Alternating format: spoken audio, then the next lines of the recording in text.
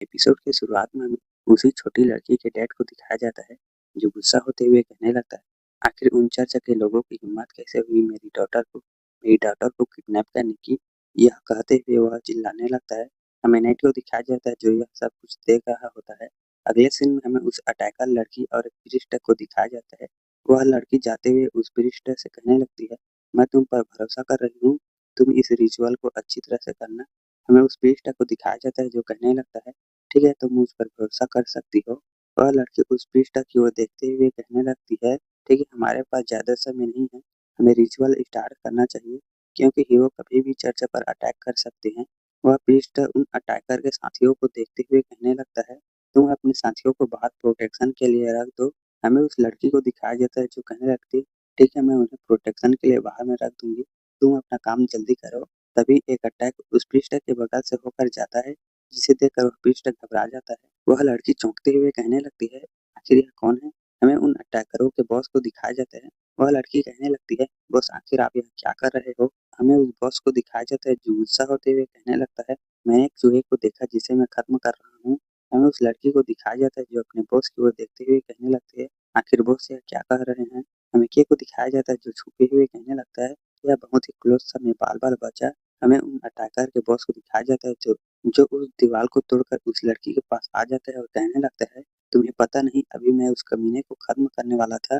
हमें उस लड़की को दिखाया जाता है जो मन में कहने लगती है, बॉस को फिर से दौरा पड़ गया, वह फिर से अपने होश में नहीं है। हमें उस पृष्ठ को दिखाया जाता है। वह लड़की कहने लगती है, ठीक है, अब चलो, टाइम नहीं, हमें रिचुअल करना है। हमें उस पृष्ठ को दिखाया जाता है जो चलकर एक बाक्स की ओर जाने लगता है।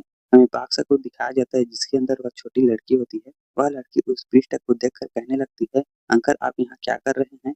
हमें उस पृष्ठ को दिखाया जाता है जो उस छोटी लड़की को देख रहा होता है और केच चिप कर यह सब कुछ देख रहा होता है। हमें उस पृष्ठ को दिखाया जाता है जो उस छोटी लड़की को गले लगाते हुए कहने लगता है, मेरी डॉटर क्या तुम ठीक हो? हमें उस छोटी लड़की को दिखाया जाता है जो अपने अंकल को गले लगाए होती है। वह पृष्ठ उस छोटी लड़की से कहने लगता है, तुम जियोंसु फैमिली की सक्सेसर हो। अगले सीन में हमें जे और वाई को दिखाया जाता है। वाई घुटनों पर बैठे हुए कहने लगता है, बॉस मुझे नहीं पता कि वह चर्च वालों ने आखिर उस लड़की को किडनैप क्यों किया है। मिर्जे को दिखाया जाता है जो उसको डराते हुए कहने लगता है, तुम तो उनके साथ 8 सालों से काम कर रहे हो, तुम्हें आखिर यह सब कुछ कैसे पता नहीं। मेवाई को दिखाया जाता है जो यह सब कुछ देखकर घबराने लगता है और मन में कहने लगता है, अभी अभी तो मैं मरते हुए बचा, क्या मैं फिर से मरने वाला हूँ। मिर्जे को दिखाया जाता है जो वाई से कहने लगता है, मुझे कुछ नहीं पता, तुम्हें उस लड़की को ढूंढना ही होगा। हमें वाई को दिखाया जाता है जो घबराते हुए कहने लगता है, लेकिन बॉस उस चर्च का बॉस बहुत ही पावरफुल है, मैं उसे हैंडल नहीं कर सकता। हमें अगले सीन में उसी बॉस को दिखाया जाता है। हमें उस पृष्ठ को दिखाया जाता है जो छोटी लड़की से कहने लगता है, मेरे यंगर ब्रदर ने तुम्हें फैमिली का सक्सेसर बनाया और उसे गले लगाए हुए कहने लगता है, मैंने तुम्हें बहुत ही मुश्किल से ढूंढा है। यह कहते हुए और पीछे से चाकू को निकालते हुए और उस छोटी लड़की को कहने लगता है, ठीक है, अब तुम मर जाओ। हमें उस छोटी लड़की को दिखाया जाता है जो उस चाकू को देखकर कहने लगती है, अंकल आखिर आप यह क्या कर रहे हैं? आप तो कोई विलन नहीं है ना। अगले सीन में हमें उस छोटी लड़की और उसके डैड को दिखाया जाता है जो किसी के पास खड़े हुए होते हैं। हमें उस छोटी लड़की को दिखाया जाता है जो अपने डैड से कहने लगती है, डैड मुझे बहुत ही डर लग रहा है। हमें उस छोटी लड़की के डैड को दिखाया जाता है जो हंसते हुए कहने लगते हैं, ठीक है, तुम ऐसा समझो कि तुम लाइव स्ट्रीमिंग कर रही हो। अगले सीन में हमें उस छोटी लड़की को दिखाया जाता है जो रोते हुए कहने लगती है, अंकल आप यह नहीं कर सकते। हमें उस आदमी को दिखाया जाता है जो छोटी लड़की को मारने जा रहा होता है। वह छोटी लड़की नाइट को याद करते हुए कहने लगती है, नाइट आखिर तुम कहाँ हो, जल्दी से मुझे बचाओ। वह छोटी लड़की अपनी आंख को बंद करते हुए कहने लगती है, मैं सच में एक हीरो बनना चाहती हूँ। तभी कोई उस आदमी के हाथ को पकड़ कर रोक देता है और कहने लगता है, आखिर तुम्हारी हिम्मत कैसे हुई मेरे साथी को नुकसान पहुंचाने की। हमें दिखाया जाता है यह कहने वाला और कोई नहीं किया होता है। के गुस्सा होते हुए कहने लगता है, आखिर तुम्हारी हिम्मत कैसे हुई मेरे बॉस के दिए हुए फोन को तोड़ने की। हमें उस लड़की को दिखाया जाता है जो केक को देखने लगता है। हमें केक को दिखाया जाता है जो उस पृष्ठ को एक हाथ से ही दूर फेंक देता है और उस पृष्ठ को देखते हुए कहने लगता है, यह तो बहुत ही कमजोर है। हमें उस छोटी लड़की को दिखाया जाता है जो केक को देखते हुए कहने लगती है, क्या यह एक हीरो है। हमें केक को दिखाया जाता है जो छोटी लड़की की ओर देखने लगता है। वह लड़की भी केक की ओर देखने लगती है। ये अपने पावर से उस छोटी लड़की के रस्सियों को काट देता है और उस लड़की की ओर देखते हुए कहने लगता है, ठीक है, अब तुम यहाँ से जा सकती हो। हमें उस लड़की को दिखाया जाता है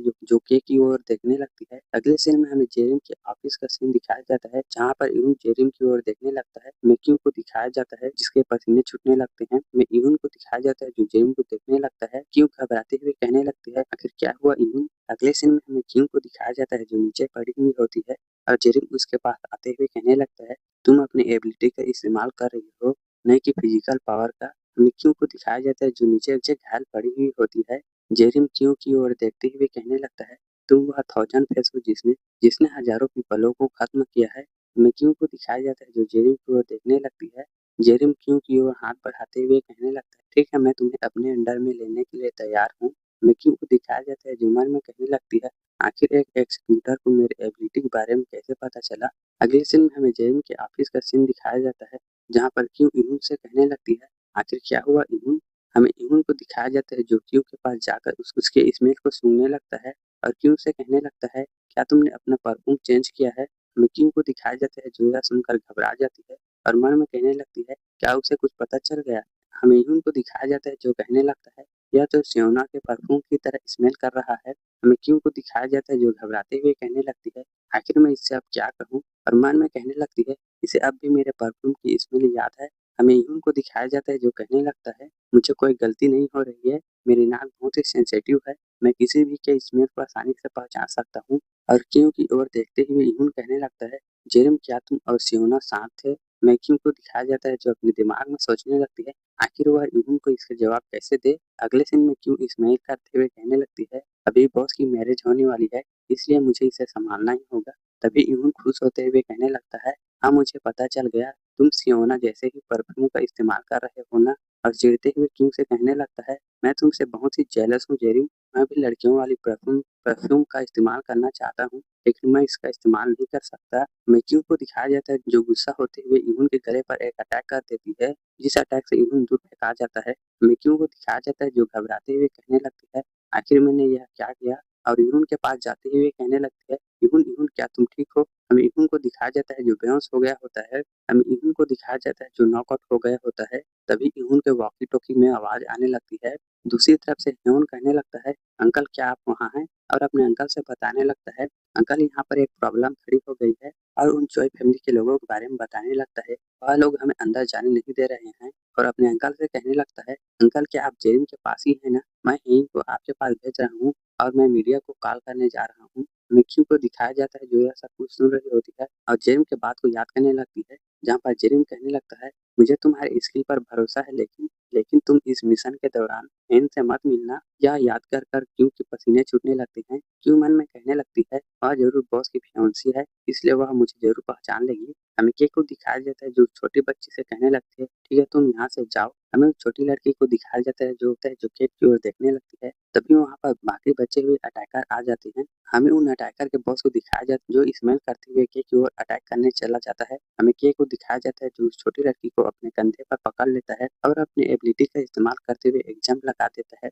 हमें उस लड़की को दिखाया जाता है जो के को देखते हुए कहने लगती है, आखिर यह कौन सी एबिलिटी है। हमें के को दिखाया जाता है जो जो ऊपर में लैंड करता है और उस छोटी लड़की को नीचे उतारते हुए कहने लगता है, ठीक है तुम अब यहाँ से जा सकती हो। हमें उस छोटी बच्ची को दिखाया जाता है जो केक की ओर देखते हुए कहने लगती है, आखिर तुम क्या करने वाले हो, क्या तुम नहीं जाने वाले हो। हमें केक को दिखाया जाता है जो उन अटैकरों की ओर देखते हुए कहने लगता है, मैं पहले इन्हें कुछ सबक सिखा देता हूँ। हमें नीचे में उस लड़की को दिखाया जाता है जो अपने बॉस से कहने लगती है, बॉस पहले हमें उस बच्ची को ढूंढना है। हमें उन अटैकरों के बॉस को दिखाया जाता है जो स्मेल करते हुए कहने लगता है, नहीं मुझे लड़ना है। मिक्की को दिखाया जाता है जो नीचे जंप करते हुए कहने लगता है, तो ठीक है मैं अपने फोन का तुमसे बदला लूंगा। यह कहते हुए कि उस बॉस के ऊपर अटैक कर देता है। अगले दिन में हमें उन अटैकर में से एक को दिखाया जाता है जो कहने लगता है, मुझे यहाँ पर बहुत ही आवाज आ रही है। तभी उसका दूसरा साथी कहने लगता है, हम लोग बाहर की प्रोटेक्शन में हैं, इसलिए हम यहाँ से नहीं जा सकते। और उसमें से एक साथी कहने लगता है, रिचुअल जल्द ही पूरा होने वाला है, इसलिए हमें अपने बॉस का प्रोटेक्शन करना है और किसी भी को अंदर जाने नहीं देना है। तभी हमें वहाँ पर जेरिन को दिखाया जाता है जो आ जाता है। वह अटैकर पीछे अटैक करते हुए कहने लगता है,